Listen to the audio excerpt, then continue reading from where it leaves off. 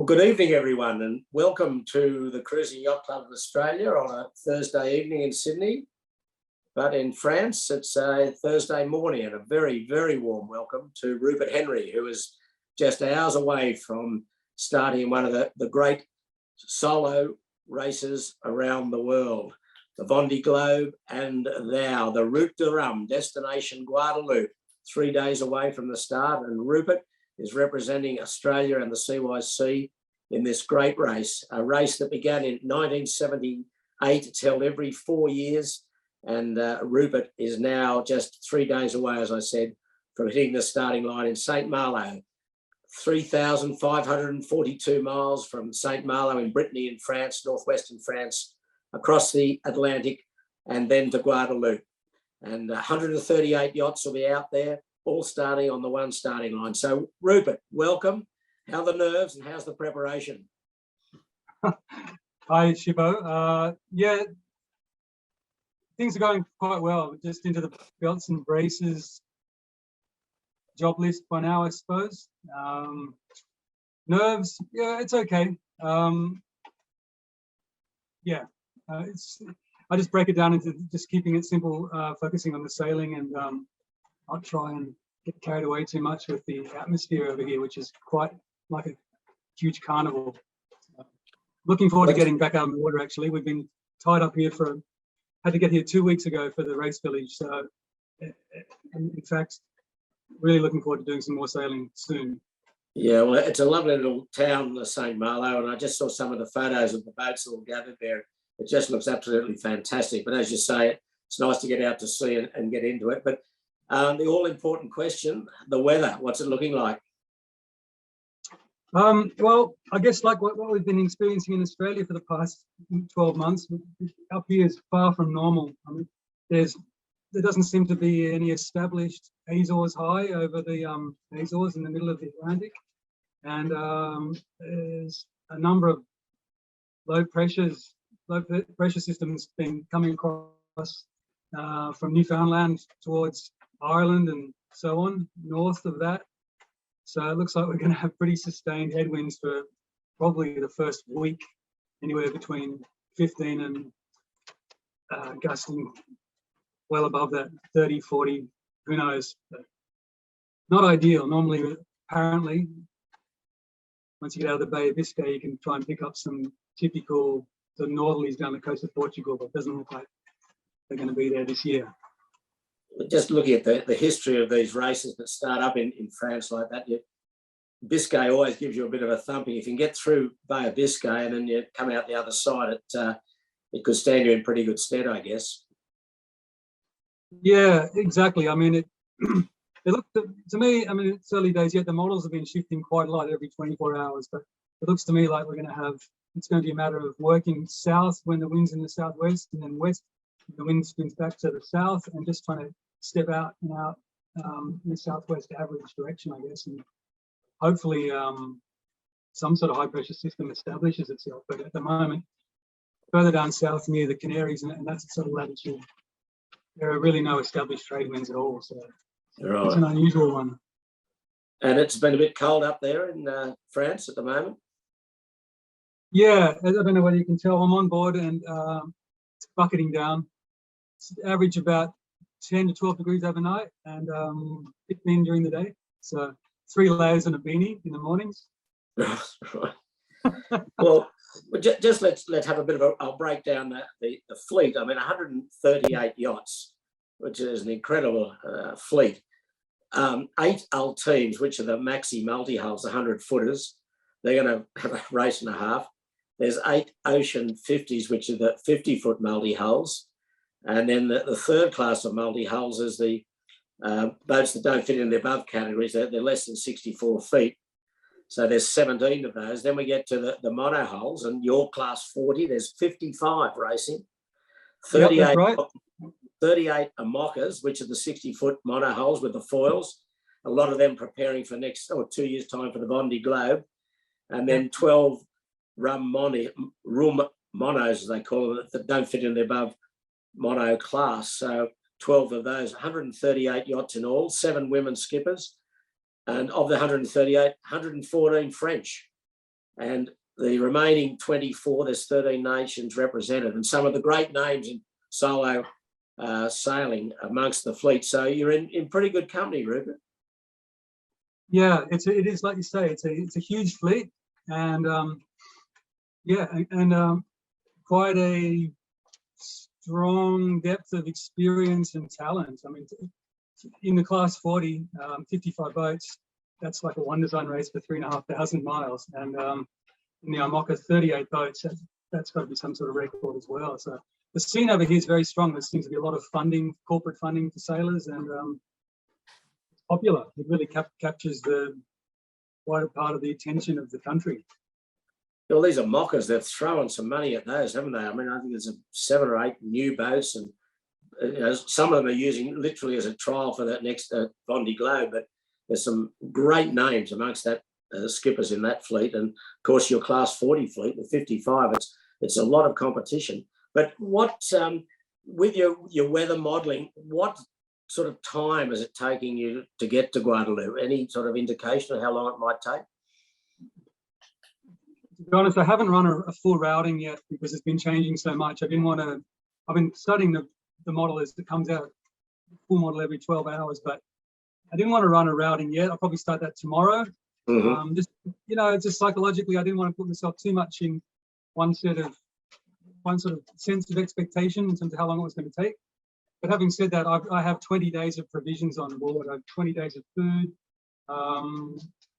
and carrying diesel for 20 days as well. But once I start to run routing, I'll probably reduce that within reason, allowing for unforeseens. So, I mean, the target, wishful thinking, would be 17, 18 days. Right. And I did run a routing a week and a half ago, and it was 12 days. But I think that was just some sort of... Right. That's pretty quick for a 40-footer. You'll be moving if you do it in 12 days. We're not getting those. At that stage, it showed sort of northwesterlies across the days. Gave us beam reaching at 18 knots at both speeds. So we're not going to get that. We're going to be on the nose doing more like 8, 7 knots of VMD. So yeah. Well, just the race record, it was set 4 years ago by Francis Joyon, one of the great French single-handers. 7 days, 14 hours, 27 minutes in a big multi-hull. Yeah. So yes. Yeah, well, I mean, those things are in another league. I've been looking at those, taking a lot of photos, because they're just, we don't awesome. see them at home, and they're just amazing machines. And Francis, that boat IDEC, that holds the Jules Verne record at the moment, the round the world non-stop fully crewed record of 40 days and a handful of hours. So that's an incredible beast. Just before we get into this more detail, I mean, those multi-hulls, those 100-foot multi-hulls, the engineering and building of those is extraordinary, how they hold together. Well, some of them don't hold together, but wow, they're massive machines, aren't they?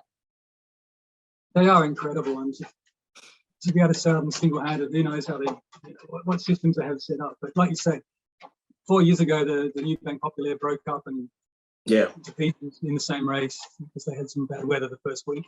So I guess they just got to throttle back and look for their opportunities to put more sail on and get the bow down when they can. I don't know, not many of the Frenchmen throttle back. They all go pretty hard at it. But anyway, well, let's talk about you specifically. What's the preparation been like? What sailing have you done recently? Well, this will be only my third single-handed race. So earlier on in the year, we did the Dream Cup, which was a 1,000-mile single-handed race. That counted as the qualifier for this race. And then we had a small race out of here in St. Malo a month ago, which was just a 24-hour overnight single-handed race. So I've done those two. And but throughout the year, I've done a lot of sort of a handful of 3 and 4 day solo passages around this part of the world, just to get used to being on the boat, getting into a rhythm,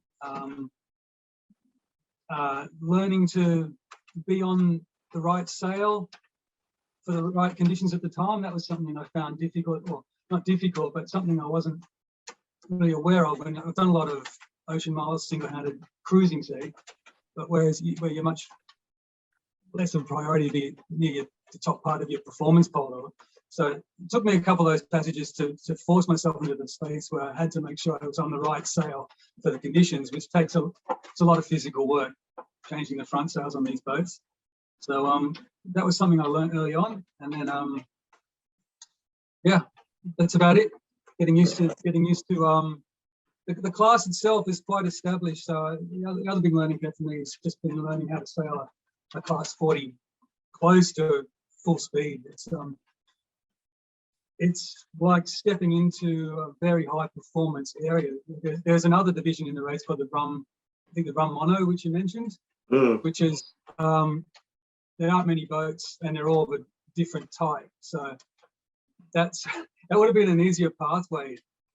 Somebody like me coming from less experienced background. So I really got the tiger by the tail getting into this class. I didn't realise how some of these guys are on their third and fourth boats in class 40, and some have come back from my mocker program. So it's been a bit of a baptism of fire, really. But you've acquitted yourself. There we go. You've acquitted yourself well. You did well in the Dream Cup. Yeah, oh, thanks. It's very kind. I mean, yeah, I think I got 13th out of 40 odd boats then, so that was pleasing. But I did spend a lot of the race thinking I was going to come last. So I just kept pushing on and looking for sort of strategic weather opportunities to the last moment and pick up some places. But yeah, a lot of lessons learned. And let's talk about the safety aspect of this race. Obviously, 3,500 miles single-handed. Safety is the #1 priority, I guess, well, as it is in all ocean racing. What are the protocols involved? I imagine they're amazingly strict, are they? Well, actually, they're quite similar to what we have in the Australian offshore racing scene in terms of the personal Bali's EPIRB that you have to have on. The boat itself is set up for like a category 1+ criteria, so it means we have watertight bulkheads front and back. And we have enough foam buoyancy additional to the hull itself, so the boat theoretically, if it got fully swamped, it can't sink. There's a little bit of reserve buoyancy there, which is just huge blocks of foam fiberglass into the boat. There's a little bit more equipment in things like the grab bag, the search and rescue situations. For example, we've got search and rescue transponder in the grab bag, which is like a high-powered personal AIS, SART AIS, just to make it easy to find if you do end up in a distress situation. But all in all, it's very similar to what I was used to, having raced in Sydney and raced the Melbourne to Osaka race. Communications, satellite communications, you have to have another layer of that. There's an onboard satellite system and then a handheld satellite system, so that's like a double up, I suppose. And then there's just the old standard things of making sure that you're clipped on up the front of the boat and wearing I try and wear my inflatable PFP the whole time. So yeah, just those sort of normal precautions. Yeah. And Rupert, do they do the skeds as we know them in Australia? Do you have a report in, or have they just got a tracker that keeps track of you? There aren't any skeds. So we have a yellow big track on the back of the boat, same as what we're familiar with. There's an email address where they encourage you to send photographs or messages from on board, just for the press side of things. But no, there's no regular sked. They're following you on the tracker. And they're relying on the skippers making a judgment call. They do need assistance. The sked concept, especially single or double-handed, is quite onerous because of sleeping patterns that are all over the place, and I guess they don't want to interfere with that concept where you're just grabbing a sleep when the opportunity arises. So we in Australia or anywhere around the world will be able to keep track of you by getting onto the website and just following the instructions onto the tracker, and we should be able to see how you're going. Yeah, there's the Route du Rhum website. There's a tracking section for that, and yeah, it's pretty straightforward for that. Well, you mentioned sleep.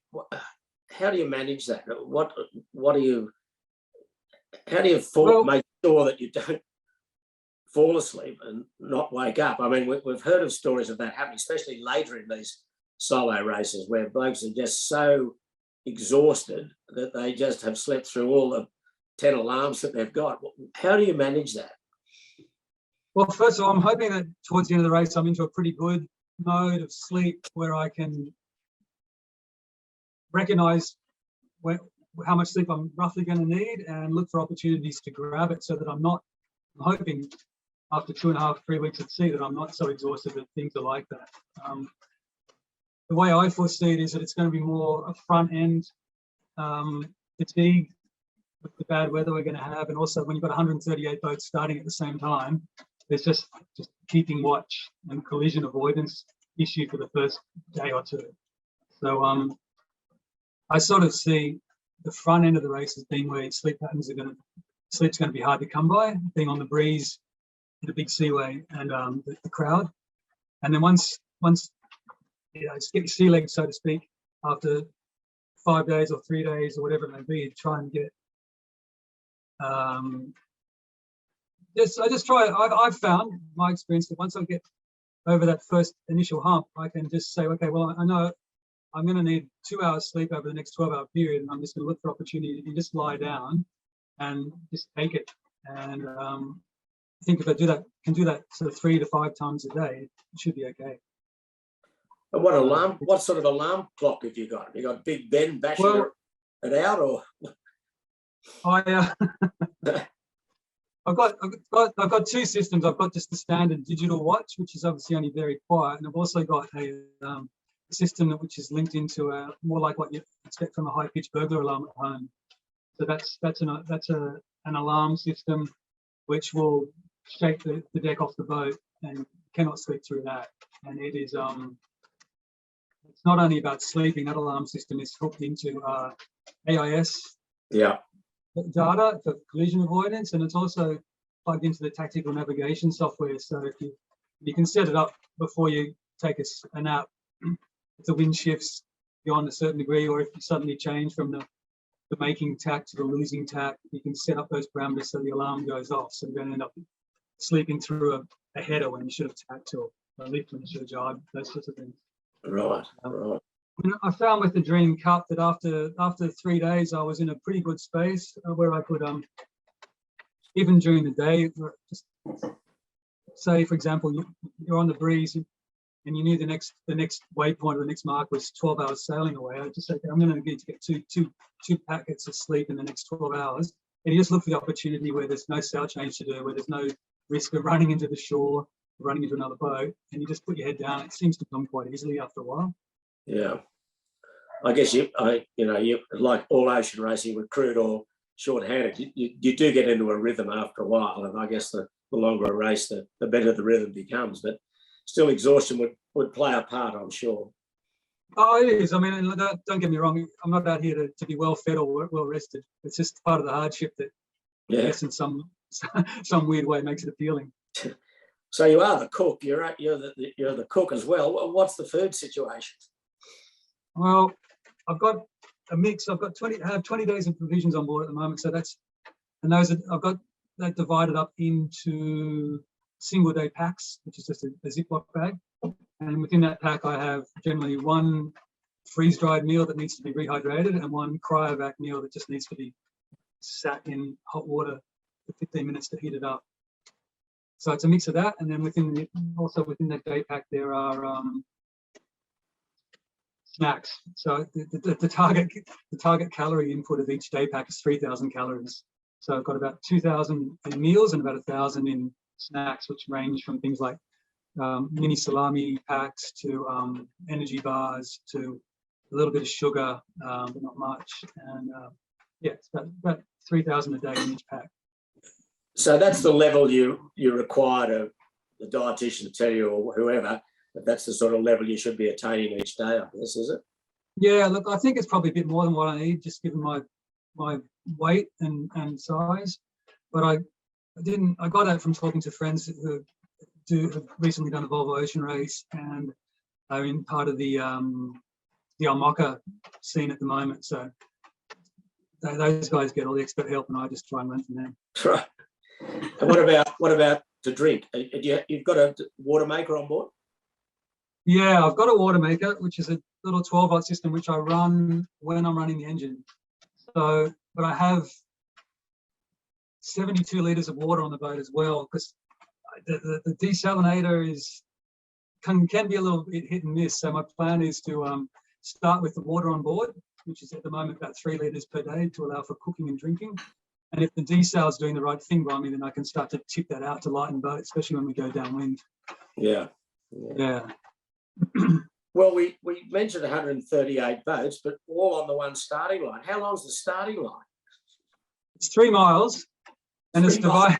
Oh, wow. It's a 3-mile line with a committee boat central, and each side of the committee boat is split up into two secondary sectors. So, for example, looking from behind the line, committee boats in the middle, class 40s are in the left-hand part of the left-hand line, and the I think the IMOCAs are in the right-hand part of the left-hand line, and then on the starboard side of the committee boat, looking through the line, you have the multi-hulls. You've got to the far right, there's a sector for the old teams and the Ocean 50s, and then there's a section close to the committee boat on the starboard side for the Rhum multis. Yeah. Wow. So it is divided up. I think our sector is 0.6 of a mile long in theory. So a bit like an Etchells World Championship. Some I think they've played around with having a central committee boat there, where they have 120 boats. And what about recalls? Are there general recalls? No general recalls, and if you're over, it's a 4-hour penalty. Right. And so you should start now. Yeah, well, that's at the discretion of the race committee as well. So that's the standard penalty. So, but the penalty is not applied to your finish time. The penalty has to be taken throughout the race at a time that the committee chooses. So if you do break, they'll give you a theoretical gate with a waypoint to windward and leeward. You have to sail backwards and forwards through that for 4 hours. It's like a start-finish line for 4 hours, and they'll just tell you when to do it, and then you're allowed to go. It's like a holding pattern. Right. Kind of like a slow pit stop in a car race. That's novel, but anyway, I suppose it'll keep you behind the line, I'd say.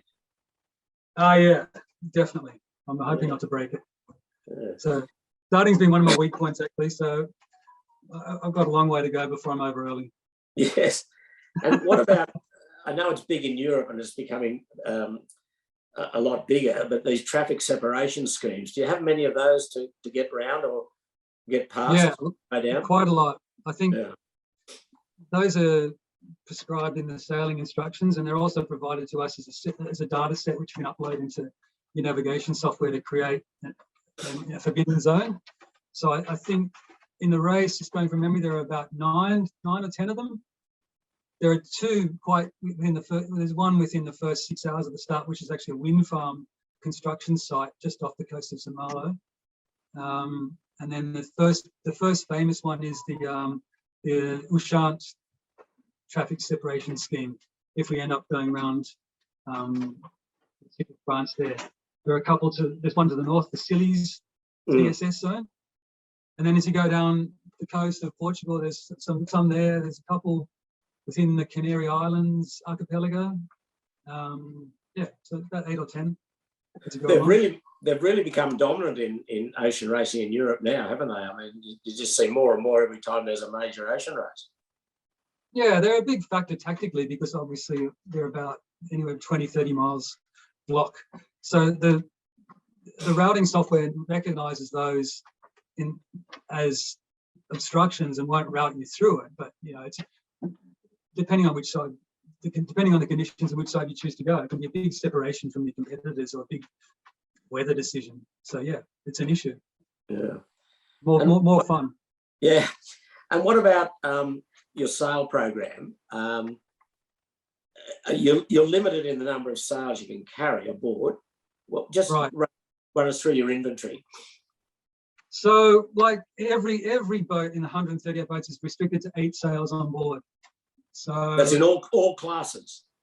All classes. Right. Okay. It just seems to be part of the philosophy around here, I guess, to make to keep cost of participation, one sort of cap on that. And we all have the deep briefing main so that means you don't have to carry a trysail as well.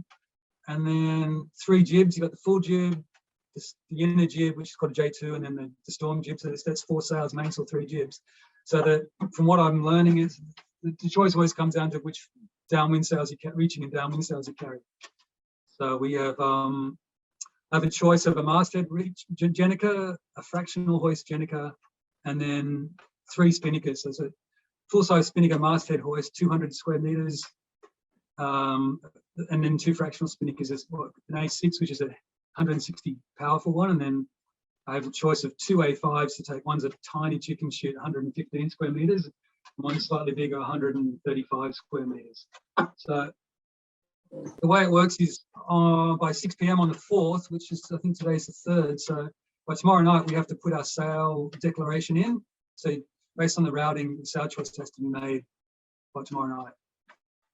Mm-hmm. So, and are the jibs, are they furlers or are they hanked, or? 99% of the fleet have all furling jibs, including me now. I started with a hank on number 1, but I just found with this trying to up the bow, trying to get it down or put it up, especially if it's been down below, it's just the motion in these scows is so violent. It just became dangerous and extremely tiring. So, like the rest of the fleet now, I've got all furling jibs. There's probably 2 boats in the fleet that have a hank on, and they're good boats, like good guys. And I guess they figure that the punishment involved is worth the reduction in windage and weight aloft when you're not using it.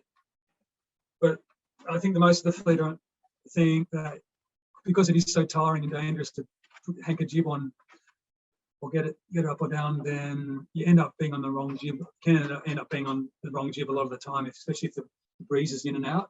So it's a balancing act. And the downwind sails, they on furlers? The 2 Jenicas are, and they're not an ISC sail, they're just big jibs. So they both go to the end of the bowsprit and they're furling. Yeah. Same as like an open class Jenica or a Mocha or a Volvo 70 scale. They're just deep jibs. They can carry the masthead one upwind in light winds at about 58 degrees true wind angle is the highest you can go with it, but it's a huge sail. Relatively, it's 110 square meters, whereas the J1 is only 50 square meters. So light upwind, we generally all carry that masthead Jenica. Heavy reaching, you wouldn't carry it. You'd carry the fractional Jenica. Yeah. And they're furling, and the spinnakers aren't furling. We have knuffer socks on the spinnakers. Yeah. Yeah. And water ballast, you're carrying water ballast? Heaps of water ballast. The Class 40 has 750 litres per side. And I don't know, I guess the Omoka's open to, because there's a foiling boat, there's probably no rule on size. It's just got a maximum riding moment, I think, in their design rule. But yeah, pretty much all the monohulls have water ballast. In the Class 40, because we don't have foils or canting keels or anything, we'll have the maximum amount, and there's just, depending on the designer, the location for and after the ballast is discretionary. But it's pretty strictly measured. My ballast was 6 litres over, so the 6 litres? Yeah, so we're carrying a handful of pool noodles in one of the ballast tanks, which is to reduce the volume, which is scrutineered by the measurer. And what a handful of what? What did you say? Pool noodles. You know, the foam noodles? Yes. Yeah, so we had to reduce our volume of 2 of the tanks by 6 litres. So they scrutinise the fact that they're in there, and then they seal the tank so you can't take them out. Right. Now that's something I've been quite astonished by, the on-water or the pre-race scrutineering by the judges, and the after-race scrutineering is pretty intense here. Like, you have to lock off your propeller shaft so that it cannot be, you can't motor, and they provide seals. You have to send photographs of once you lock the engine. Like the ballast tanks, for example, those are sealed, so you can't take those foam bits out that correct the buoyancy. The anchoring equipment all has to be strapped down on centre line, and that's sealed so that you can't stack it to windward. And that sort of scrutineering is pretty intense here. I guess it's because such a professional scene. They want to make sure that people are failing all the time. Oh, that is good. That is good. It's the way you want it, for sure. And just talk about the weather.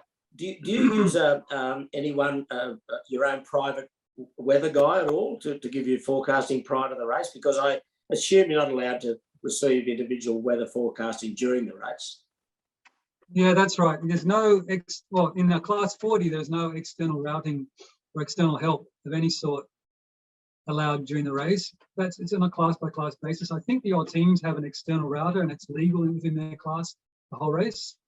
And the OMOCA, I'm not sure. But in class 40, no outside assistance. You're only allowed to download bibs that are publicly available through various apps during the race. Yeah, I'm working with 2 people with my weather. We've got in La Trinité-sur-Mer, where I've been based most of the year and training with the guys there.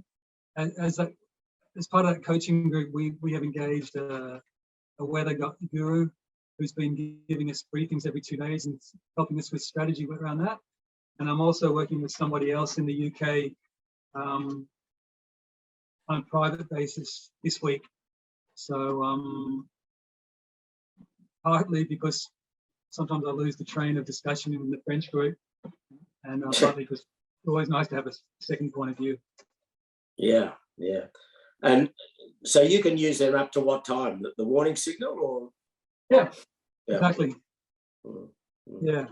So we'll see. Next briefing's tonight. Hopefully it's not so discouraging as it has been the past couple of days. Well, I did have a sneaky look before we started this interview, and it looked a bit brisk to me, the weather. But anyway, it's you've got 72 hours to go, I guess. But the scene in St. Malo, I mean, for those people, I'm sure a lot have been there, but it's a great little town or city, really. What is there a parade of sail when you go out, like they do in the Sable d'Olonne, or how do you go out and what is it just a free fall? That must be well. No, it's everything here. It's a tremendous scene in Somalia, that old medieval walled city. It's just it's incredible. I'd never been here before until we came up a month ago for the race, and it's staggering. Well, I've got a little Airbnb that I've been staying in since for the past week and a half, and the building was constructed in 1649, so it's quite amazing. And in terms of the village, and it's very highly orchestrated. We had to be here 2 weeks ago. There's no ifs or buts about that. And because we're in a canal system here, you have to go through 2 locks to get into it. The entry and exit protocol is highly prescribed. When each class goes in, when each class goes out, where you tie up within the lock system itself to manage that flow of 138 boats as best they can. And on the exit, actually the first boats start going out tomorrow because there's no way they're going to get 138 boats out through a lock system on the day of the race. So class 40s, the 55 of us are the last boats to exit. We all exit out early on the morning of the race, but the old teams are the first out. I think they're going out tomorrow afternoon, weather dependent. And then the OMOCAs, so it's a 2-day process to get everybody out in an orderly fashion. And there are mooring systems provided for the boats that want them throughout down in the main harbour, which is obviously tidal. So yeah, it's like I said, highly orchestrated, and it's run like a Swiss watch. It's a big process, isn't it? Big process. Yeah, when we go out through the lock, they've actually constructed grandstands this year, and that's full of people. We had a parade of sail. I think 5 days ago, we all had to go out at various stages and do a bit of a harbour cruise. It was done it took a few days for each fleet to have their chance to do it. But when you go out there, they've put seating up either side of the lock. It's chock-a-block with people. It's quite incredible. And the other night we had what would you call it? A beauty parade, like an introduction of skippers to the general public. So we all got up in turn on the stage. And the crowd there was, I'll send you a photo after this. I took one from the stage. It's people as far as the eye can see. It's like a crowd at a rock concert. It's quite amazing. Well, just on that, I mean, you'd have to be there to understand the scene in France, especially the sailing scene, especially the short-handed scene. Just give us an overview how big it is. Well, I don't know the real statistics, but I understand that after football and cycling, I think it's the sport of the third most public interest And in terms of sponsorship dollars that it attracts, I think it comes third as well. So, I mean, the budgets obviously range from the old team down to class 40, I suppose, for this event. And the budgets are, even for a class, like a properly funded class 40 campaign, they're into well into seven digits, and 8 digits for the old team and some of the more high-profile IMOCA. So there's, those corporations are huge. France is a big economy, and they just, I guess, those corporations are capitalising on their investment by, building that public interest. So it's a win-win for them.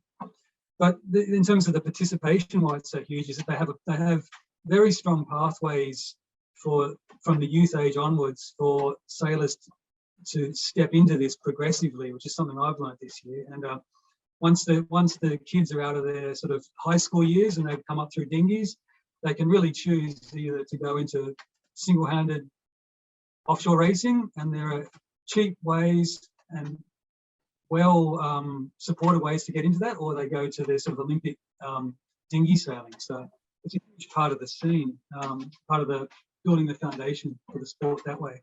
And most of them go into what the Class Mini, which is a 6.5 metre yacht that they have here, and they race it across the Atlantic. And the guys in the Class 40, they've probably been racing single-handed, coming up through the Class Mini class, and then maybe the Figaro class, probably for 20 years, since they were 20, leaving school.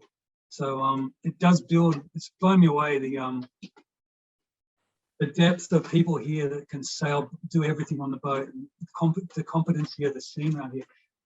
Because they start so young, having to handle a small boat, they're forced to learn how to sail the boat, trim the boat, change the sails, navigate, rig, repair.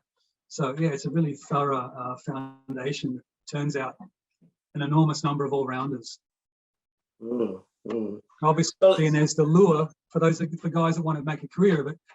Once you're into the space of being a fully funded Class 40 program and beyond, they're drawing down good salaries, like buying houses, like making a respectable kind of life out of it, not scrounging once the good guys. Yeah. Well, it's come a long way very quickly, because the first Route du Rhum was in 1978, and that's not that long ago, really. And it's just expanded immeasurably since then, of course, with the Bondi Globe. But that Route du Rhum first race, for those that mightn't know, it was an amazing finish to that race, where there's a big French boat called Critter 5, skippered by Michel Malinowski, who was the red-hot favourite in his 69-footer. And he's approaching the finish in Guadeloupe. He looked over the horizon. There's this little speck started to chase him, and it was a little trimaran, a 38-foot trimaran, skippered by Mike Birch from Canada. And Olympus photo was this little trimaran. It beat him home by 98 seconds after 23 days and 6 hours racing. And quite sadly, I guess, or prophetically, whichever way you look at it, Mike Birch just passed away 10 days ago, the first winner of the Route du Rhum. And I think there was a lot of tributes to him around St. Malo, wasn't there? His photos been around, and a lot of respect was paid to him, the Canadian. Yeah, it's been a big deal for the scene, and they've held a couple of memorial services to commemorate his achievements. And it's heartening, the fact that he's not a Frenchman, and he's still quite revered. So yes, they although the race is, like you said, 110 or 130 skippers or so on the French, they are very welcoming to overseas entrants, and the fact that they've given him so much honour and respect ever since he won, and now in particular, it's to their credit. Well, he was also the first. Sorry, I was just going to say that, like you say, he won the race in a very small trimaran, and that was what triggered the consciousness of French sailing about the performance and capability of multi-hulls. So he's not only seen as the first winner of the Route du Rhum, he's seen as the founding father of multi-hull offshore sailing. Yeah, a tremendous guy, very, very quiet and understated, and remarkable record in solo sailing and multi-hull sailing. And, you know, he was a very understated guy, very shy guy. And he spent a lot of time in France. I think he actually passed away when he was France because he alternated between his home in Canada and in Brittany, I think. But sadly missed. But, you know, just a few days before the race, he'll be remembered forever as the inaugural winner in remarkable fashion. And if anyone wants to have a look, there's a couple of video clips of this little trimaran thundering past this maxi. It's great theatre, really, and to win by 98 seconds, it cemented his place in history. So we pay our respects to Mike Birch for sure. But now, just let's move 3,500 miles to Guadeloupe. What are you going to do when you get there? Have a sleep, a few rum punches? I might have a couple of beers and a lie down. Yeah. I haven't given that a lot of thought. I've made a hotel booking, and that's about it. Right. So the plan, I mean, and it'll be great. I mean, I'm looking forward to getting some warmer weather, that's for sure, and some more sunshine. The daylight hours here are getting shorter every day, as you know. So we're down to about 10.5 hours of daylight a day now. So yeah, I saw sunrise something like 8 a.m. or something like that. So it's that's right. Yeah. But what's the plan with the boat then? Are you going to leave it in Guadeloupe or get it back to Europe? I haven't made long-term plans. To get out of Guadeloupe, I'm coming home to do the Sydney Hobart on the Mistral. So my plan is we're shipping. There's a bunch of boats shipping back from Guadeloupe on deck as deck cargo to Lorient. So we all containerized our cradles, and they're on. I think they could even be there by now. So there's the logistical exercise. Wait for the ship, assemble the cradle, and then you come alongside the ship and they lift the boat up onto the cradle. So I'll be relying on a friend of mine to take care of that for me, and I'll be jumping on a plane to come home. Right. Well, closer to home, and when you're home, you are entered for the Rolex Sydney Hobart race in the two-handed division. Who are you crewing with there? I'll be sailing with Greg O'Shea. Oh, okay. We've done a lot of miles together. So, looking forward to that. We have a pretty good on-water partnership. Yeah. And hopefully he's got the boat ready.